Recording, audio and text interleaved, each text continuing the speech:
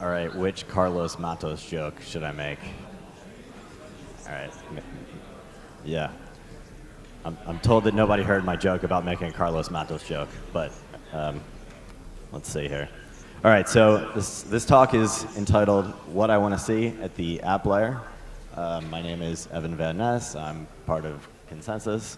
I have a newsletter called Week in Ethereum, which you can subscribe to at Week in Ethereum News.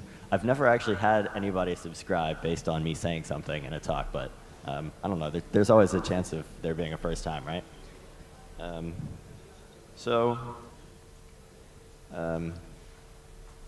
Like disclaimer, views are my own. This is probably a little bit left over from when I had this presentation be a little bit more controversial, but I don't know, we'll see. So just starting at the very beginning, like I titled my talk like what I want to see at the app layer. Like I could also think of it as like, you know, what I would be doing if I was trying to tinker and be an entrepreneur in Web3 instead of doing a newsletter. Like when we look at the app layer today, we see, I mean, we still haven't really seen anything really take off aside from CryptoKitties, outside of like our relative bubble. We see people building on Maker and Augur, which is really cool. Some of the early protocols are starting to get, you know, people building on top of them.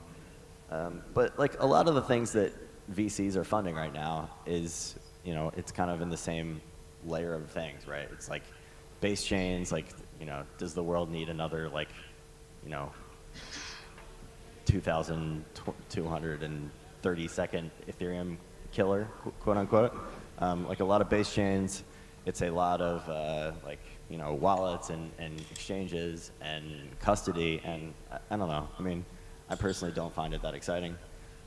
So, like, you know, just going back to like the very basics of like, you know, the internet was the quote information superhighway,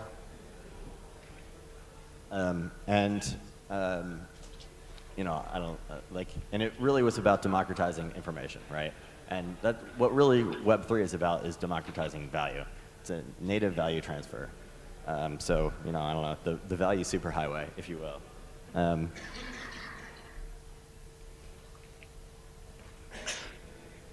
So, like, what do people do on the internet in the early days? And, like, this is, I guess, probably a little bit, not really an exhaustive list. It's, you know, me thinking about, like, what I was doing on the internet in the early 90s and mid-90s. And, you know, like, there was more information, and people started to form communities on the internet. I think was like one of the very basic early things. You know, news groups, and then before that, bulletin boards. You know, email lists was obviously a really big thing that was like a social interaction that, you know, I think early internet nerds, like everybody had like their own email list and their favorite email list, and that, I mean, I certainly spent a lot of time on them. Of course, you know, this space sort of grew out of one from the cypherpunks. And then, like, people had their ridiculous personal homepage.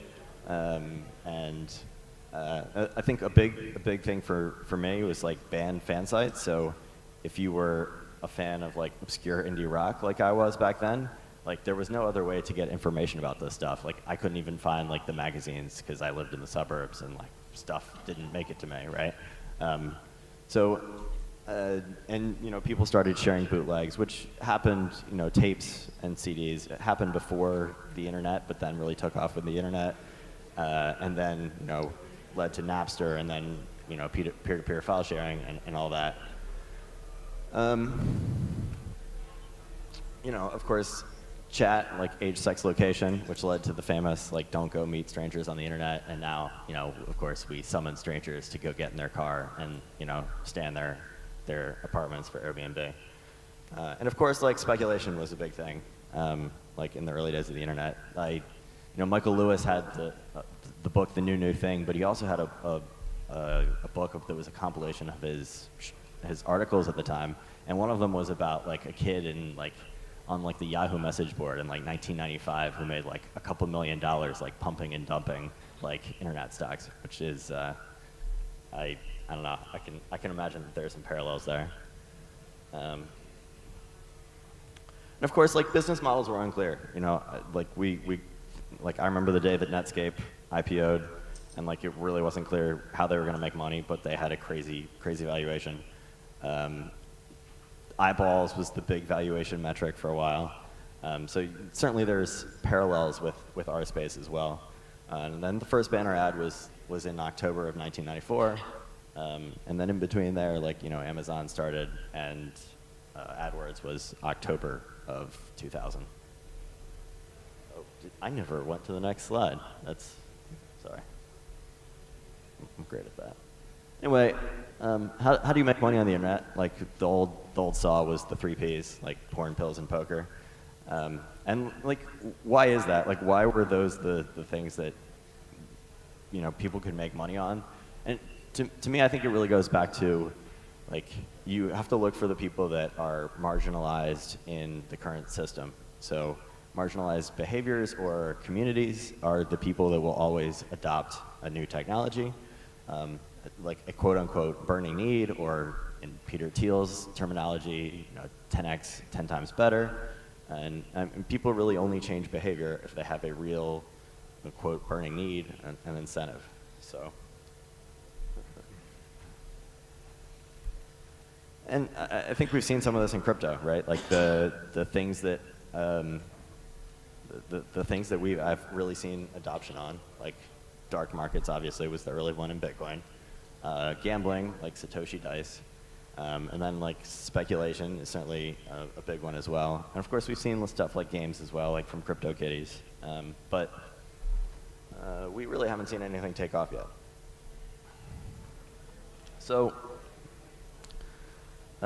aside from like the standard things that we say, like public goods and look for areas where people, you know, don't trust each other but could be convinced to like come together, I'm going to talk about 2 things, which is like look to the tools and jurisdictional arbitrage.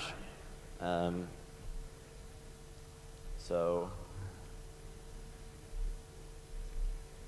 jurisdictional arbitrage, everything is illegal somewhere. Like there's this Twitter account called Crime a Day, which tweets out a link of what is illegal in the US federal law. And it basically makes the point that like everybody is like committing a felony in the US in some way, like every day, and they don't even know it, because there's just a million laws, right?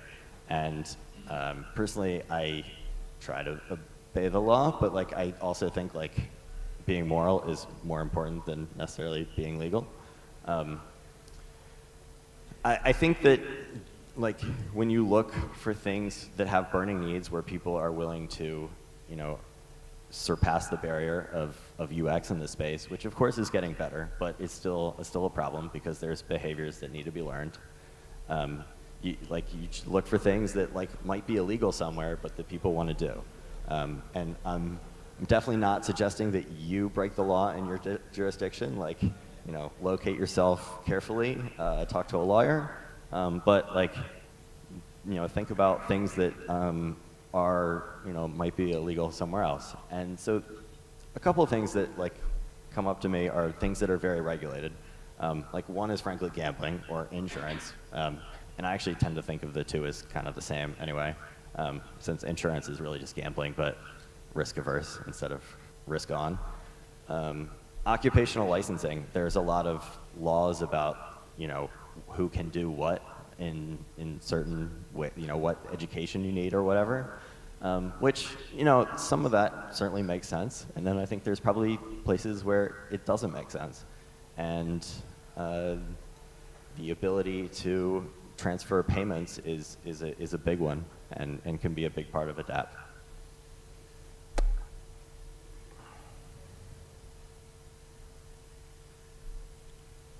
So potential strategies, not necessarily advocating any of them. I think I haven't exactly architected how this would work, but like I think a DEX run by a DAO, like with an actual incentivization, both on like you get stuff for trading, but also for providing liquidity and deep order books. That's certainly something that we haven't really seen. Like liquidity is everything to an exchange, right? And the problem we have right now with so many dexes is that really none of them have liquidity. Jorge Izquierdo had a great tweet, which I just nabbed and put up here, which is like fork out tokens and have them be run by DAOs, which I think is very fascinating. And yeah, I mean, I think we're going to see some of that for sure. And he actually mentioned something that I think is really interesting in that tweet, which is like anonymous founders. Like I would imagine that we will start seeing something like this, and I kind of thought we would. In some of the early days of Ethereum, we kind of talked about this, and we thought that there would be anonymous founders, and then you know, like the token boom, there was so much shadiness that why would you give your ETH to somebody if it was anonymous? But I think the space is maturing some, and I think that we will probably see people do anonymous founding. People will, you know, maybe create a reputation on GitHub and like build a reputation through their code, and then, you know, since it's open source and they can verify the source code, and through a DAO they can pay for auditors. Like I think it's, you know, an actual possibility. And I think, you know, people will potentially relocate to areas that are more friendly jurisdictionally.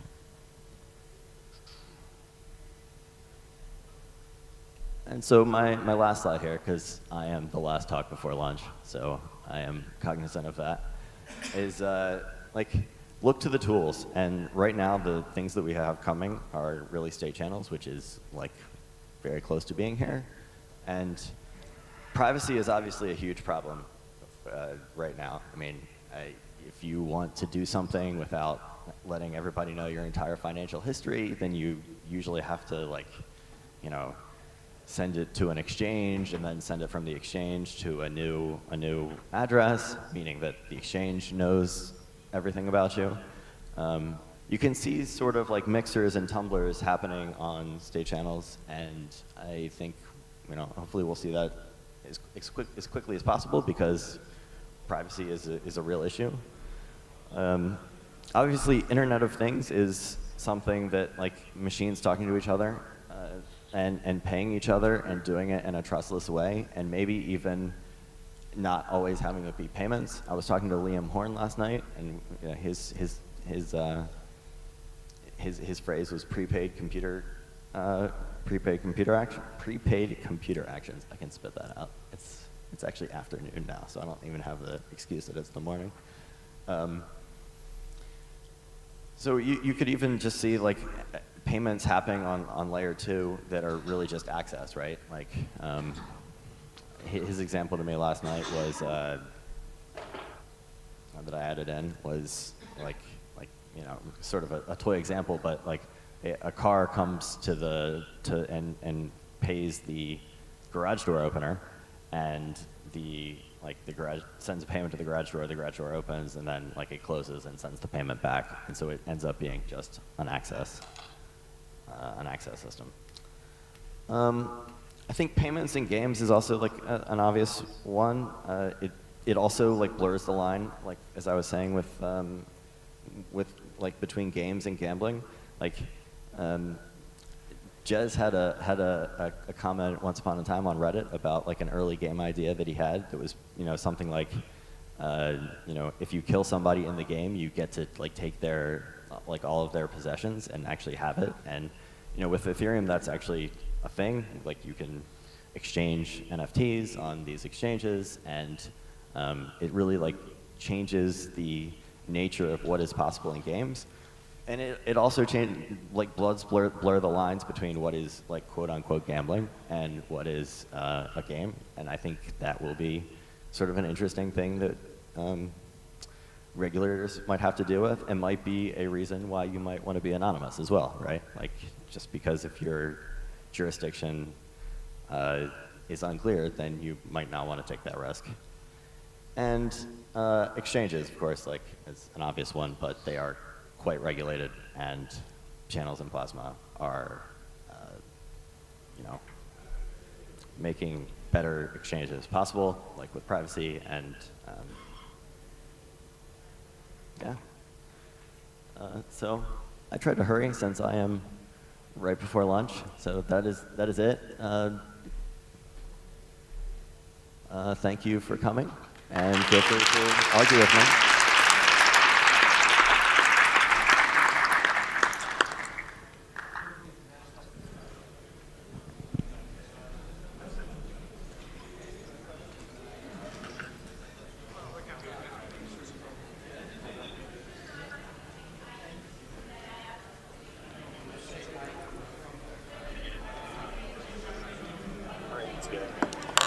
Thank you.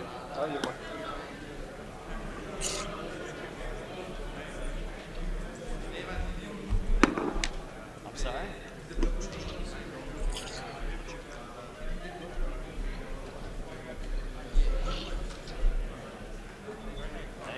Good presentation, and actually a nice wish list, very much coincides with mine.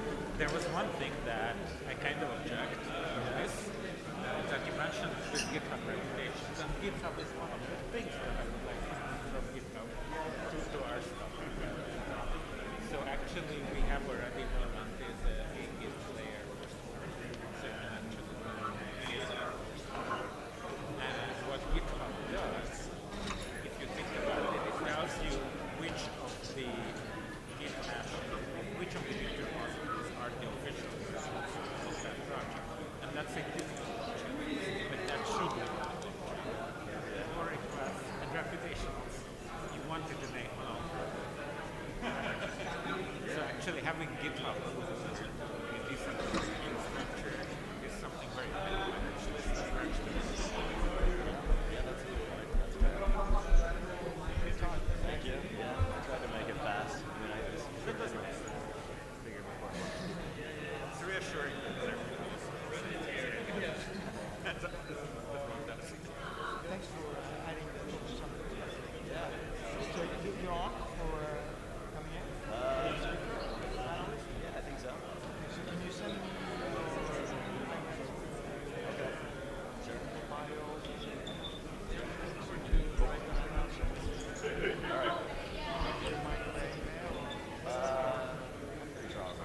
Ah, c'est fini. Yeah, yeah. Great. Thank you. Très ça. Je vérifie. I'm a foundation volunteer.